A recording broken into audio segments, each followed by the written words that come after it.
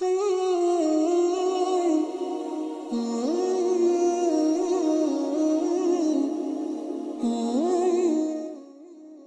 باللہ من الشیطان الرجیم، بسم اللہ الرحمن الرحیم۔ میں ہوں سیدہ مونا کاظمی اور KSTV کی رمضان ٹرانسمیشن کے ساتھ پروگرام کل ایمان رمضان کے ساتھ میں آپ کے سامنے حاضر ہوں۔ آ گیا وہ مہینہ اور ہم داخل ہو گئے ماہ رمضان المبارک کے چوتھے دن میں اور چوتھے روزے میں اپنا ایمان تازہ کرنے کے لیے کل ایمان کی مدد کے ساتھ اور کل ایمان کی رحمتوں کے سائے میں۔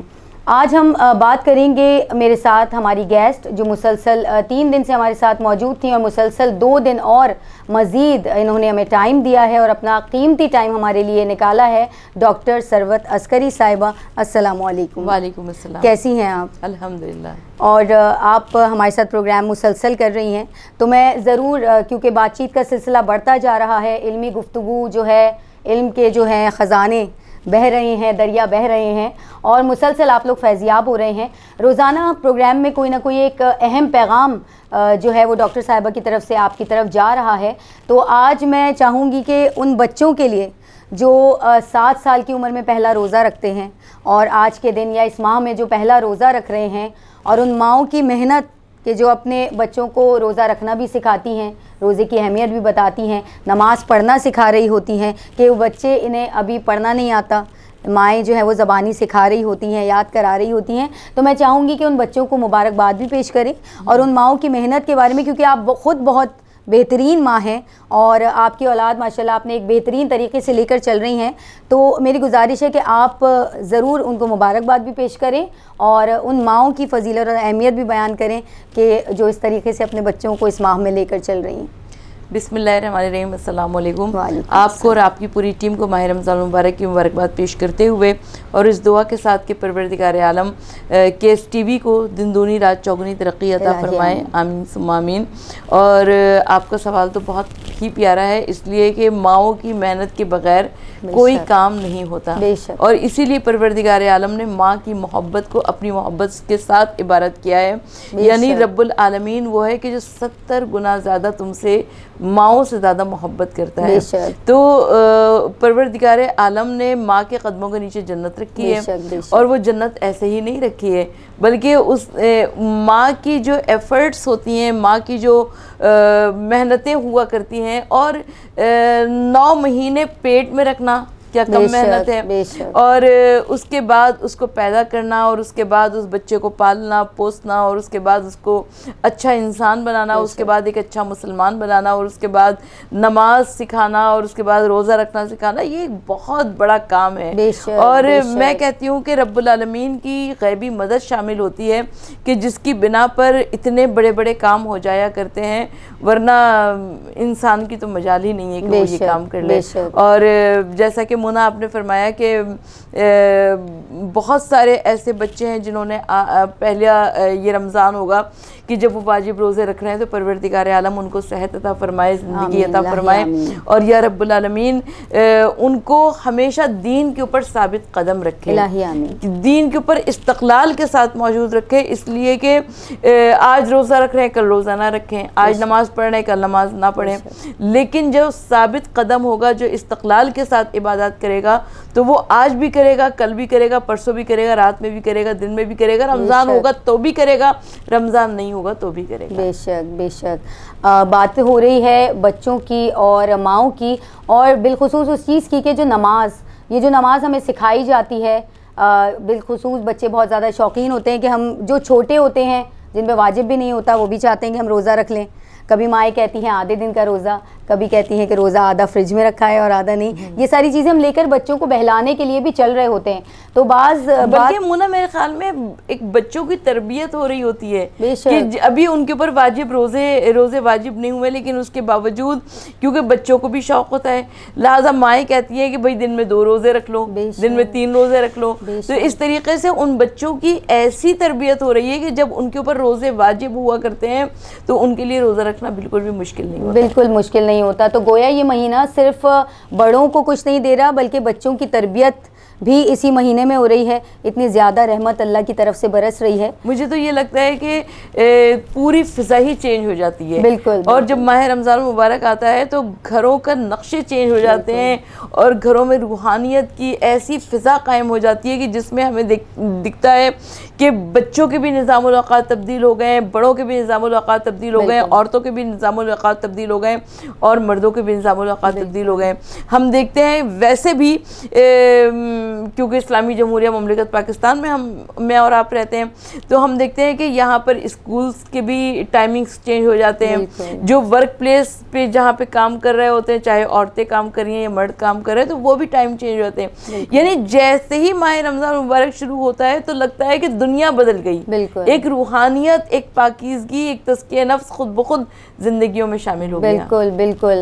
اور یہ جو تزکیہ نفس ہے یہی ہماری آخرت کے لیے بھی کام آتا ہے اور ہماری زندگی میں بھی. یہ جو نماز کا ثواب ہے, ہم نماز تو پورے سال پڑھ رہے ہیں, مستحب نمازیں ہیں, نماز شب ہے اور واجب نمازیں ہیں, پورے سال پڑھی جا رہی ہیں, لیکن جو ثواب ہمیں رمضان المبارک کا مل رہا ہے اس کو خطبہ شعبانیہ کی روشنی میں اور معصومین کے فرامین کی روشنی میں آپ ضرور بیان فرمائیے. دیکھیے, سب سے پہلی بات تو یہ ہے کہ عبادات اللہ کا لاکھ لاکھ شکر ہے کہ سب ادا کر رہے ہیں, اور جو نہیں بھی ادا کرتے وہ ماہ رمضان المبارک میں اتنے ایکٹیو ہو جاتے ہیں, اتنے الرٹ ہو جاتے ہیں کہ وہ خود بخود ہی کوشش یہ کرتے ہیں کہ میں کم از کم 5 وقتہ نماز پڑھ لوں. اور میں درخواست کرتی ہوں اپنے ناظرین سے کہ یہ جو سحری کے ٹائمنگز ہیں یہ نماز شب کے لیے کتنے بہترین ٹائمنگز ہیں کہ بہت سارے ایسے لوگ جو کہتے ہیں جی ان سے اٹھا ہی نہیں جاتا, لیکن سحری کھانے کے لیے تو اٹھیں گے, تو وہ کم از کم 11 رکعت نہ صحیح پڑھ سکتے ہیں 3 رکعت پڑھ لیں, 3 رکعت نہیں پڑھ سکتے 1 رکعت پڑھ لیں, لیکن نماز شب کے ذریعے اپنے پروردگار کو راضی کریں. اس لیے کہ امام زین العابدین علیہ السلام سے روایت ہے کہ جو شخص بھی نماز شب پڑھتا ہے تو پروردگار عالم اس کے چہرے کو نورانی بنا دیا کرتا ہے, اس کے چہرے کو خوبصورت بنا دیا کرتا ہے. تو لوگوں نے پوچھا کہ فرزند رسول آخر کیا وجہ ہے کہ جو لوگ نماز شب پڑھتے ہیں وہ اتنے زیادہ خوبصورت کیوں ہوتے ہیں, وہ خلق خدا میں اس قدر معزز کیوں ہوتے ہیں؟ امام زین العابدین علیہ السلام ارشاد فرماتے ہیں اس لیے کہ وہ رات کی تنہائی میں, رات کی تاریکی میں اللہ سے ہم کلام ہوا کرتے ہیں, اور جب پروردگار عالم سے راز و نیاز کیا کرتے ہیں, رب العالمین سے گفتگو کیا کرتے ہیں, تو پروردگار عالم اپنے نور کی چادر ان کے اوپر ڈھانپ لیا کرتا ہے. اور جب نور کی چادر ڈھانپ لیا کرتا ہے تو وہ ان کے وجود نورانی ہو جاتے ہیں. تو ہم کو چاہیے کہ اس ماہ رمضان المبارک میں مستحب عبادات کی جانب بھی توجہ دیجیے, اور واجب تو واجب ہی ہے, پورے سال واجب ہے, تو ماہ رمضان المبارک میں واجبات تو ادا کرنا بہت زیادہ اجر ثواب ہے, لیکن مستحبات کی جانب بھی توجہ دیجیے, اس لیے کہ جب مستحبات انسان ادا کرتا ہے تو پروردگار عالم اس کو واجبات بھی ادا کرنے کے قریب کر دیتا ہے. سبحان اللہ سبحان اللہ. کیونکہ ابھی بتایا ہمیں آپا نے کہ امام زین العابدین علیہ السلام کے فرمان کی روشنی میں ایک بیوٹی ٹپ آپ کے سامنے آ گئی کہ اگر آپ چاہتے ہیں آپ کا چہرہ بہت زیادہ روشن اور نورانی ہو جائے اور لوگ دیکھ کے اٹریکشن آپ کے چہرے پر دیکھیں, تو نماز شب آپ کے پاس بہترین نماز ہے کہ جس کے ذریعے سے آپ اپنے چہرے کو نورانی کر سکتے ہیں. مونا, میں آپ کی بات کی قطع کلامی چاہتی ہوں, آپ نے کیونکہ بیوٹی ٹپ کا تذکرہ کر دیا تو میں سب سے بہترین بیوٹی ٹپ اپنے ناظرین کو دینا چاہتی ہوں کہ وہ 5 وقت جو وضو کرتے ہیں, یہ اس قدر ان کے چہرے کو خوبصورت بناتی ہے, اس قدر دلکش بناتی ہے. اور وضو کو مکمل کیا کریں, اس لیے کہ جو شخص اپنے واجب وضو بس کیا کرتے ہیں تو مستحب اعمال بھی ادا کرتے ہوئے جو اپنے وضو کو مکمل کرتا ہے تو پروردگار عالم اس قدر خوبصورتی اور رانائی اس میں عطا کر دیا کرتا ہے کہ جو دنیا کے کسی فیشن میں نہیں ہے. سبحان اللہ. دیکھیے, ایک روحانی بیوٹی کارنر بھی آج ہمیں رمضان میں KSTV کے توسط سے مل گیا کہ کتنی یہ روحانیت ہمارے دین نے ہمیں کیا کچھ نہیں دیا, یہ مہینہ میں کیا کچھ نہیں دے رہا, واجبات اور مستحبات ہمیں کیا کچھ عنایت نہیں فرما رہے. تو یہی بتایا گیا کہ چہرہ نورانی ہو جاتا ہے, زندگیوں میں آسانیاں پیدا ہو جاتی ہیں, رزق کی فراوانی ہو جاتی ہے, رحمتوں کا نزول ہونے لگتا ہے اور ہمارے اطراف روحانیت سے بھرپور ہو جاتے ہیں. اب بات کریں گے قرآن صامت کی اور قرآن ناطق کی. قرآن صامت کی اگر ہم بات کریں تو قرآن مجید ہمارے پاس موجود ہے. تلاوت قرآن مجید کرنے کا ثواب ایک ایک آیت کا ثواب جو رمضان میں ہے اس کو پلیز آپ بیان فرمائیے. اچھا 11 مہینے جو ہم قرآن مجید کی تلاوت کرتے ہیں وہ اب تلاوت قرآن مجید کا ثواب ملٹی پلائی ہو گیا ہے اور پروردگار عالم کی رحمت چھما چھم میں کی جانب طرح برس رہی ہے اور پروردگار کی رحمت آواز دے رہی ہے کہ کون ایسا ہے کہ جو کہ مجھے سمیٹے گا.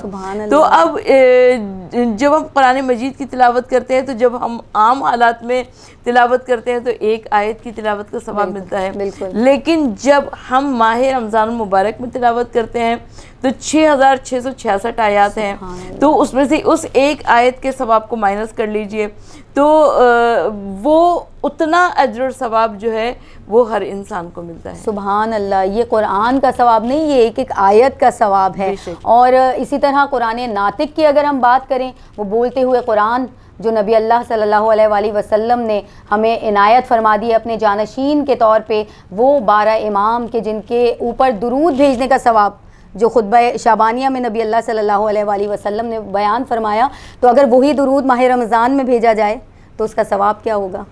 اچھا, یہ جو درود کا اجر و ثواب ہے یہ بہت زیادہ اجر و ثواب ہے, اس لیے کہ جب ہم سال کے 11 مہینے میں درود بر محمد والے محمد پڑھا کرتے ہیں تو اس کا بہت زیادہ اجر و ثواب ہوا کرتا ہے.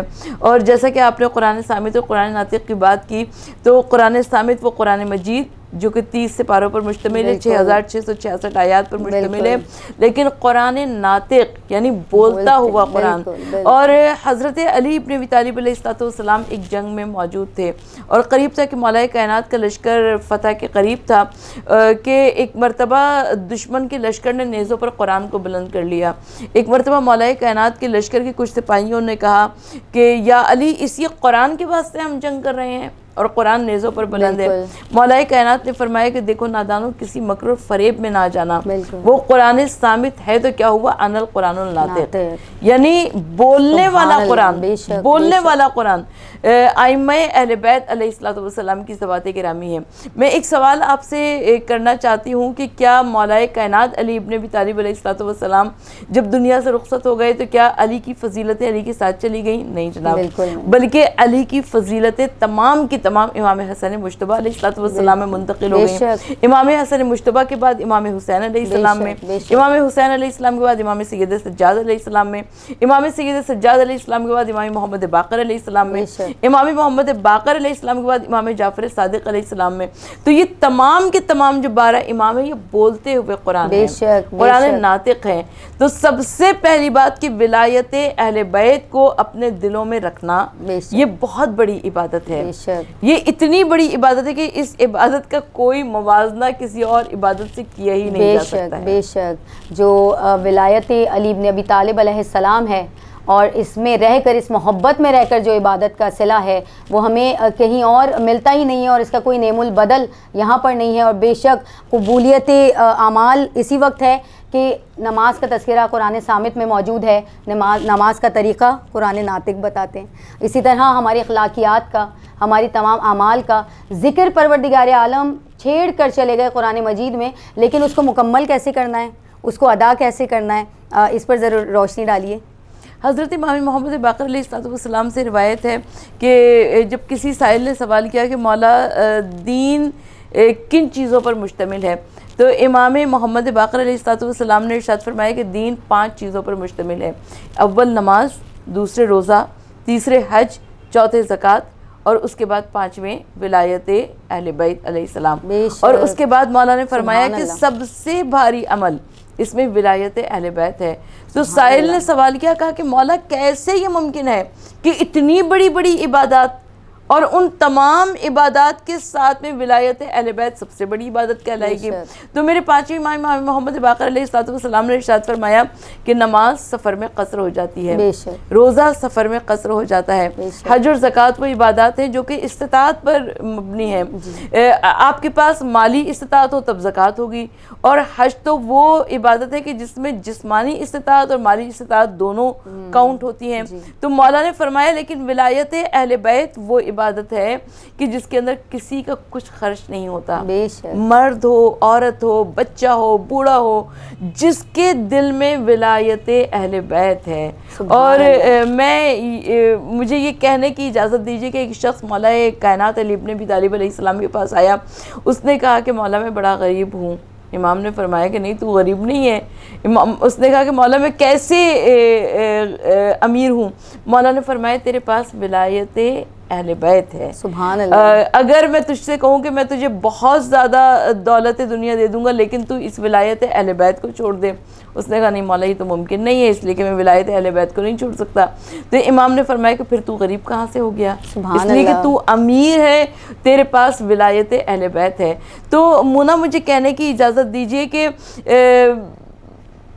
جو مولا کا چاہنے والا ہوتا ہے، اگر اسے تمام دنیا مل رہی ہو اور علی کی محبت جا رہی ہو تو علماء فرماتے ہیں یہ سودا ہرگز نہ کرنا، اس لیے کہ سودا بڑا مہنگا سودا ہے۔ اور اگر تمام دنیا جا رہی ہو اور مولا کی محبت مل رہی ہو تو یہ سودا بھاگ کے کر لینا، اس لیے کہ یہ فائدے کا سودا ہے۔ بے شک، سبحان اللہ، سبحان اللہ۔ یعنی کہ ولایت اہل بیت کی دولت ہی سب سے زیادہ دنیا اور آخرت کے لیے ہماری سب سے بڑی دولت ہے، اور کل ایمان کی محبت کی اس دولت کے ساتھ آج کے پروگرام کا اختتام کرتے ہیں۔ شاد رہیے، آباد رہیے۔ میری جانب سے اور ہماری کے ایس ٹی وی کی جانب سے اور کے ایس ٹی وی کی سی ای او ڈاکٹر خانم سیدہ شبانہ کاظمی کی جانب سے اجازت دیجیے۔ اللہ حافظ و نگہبان۔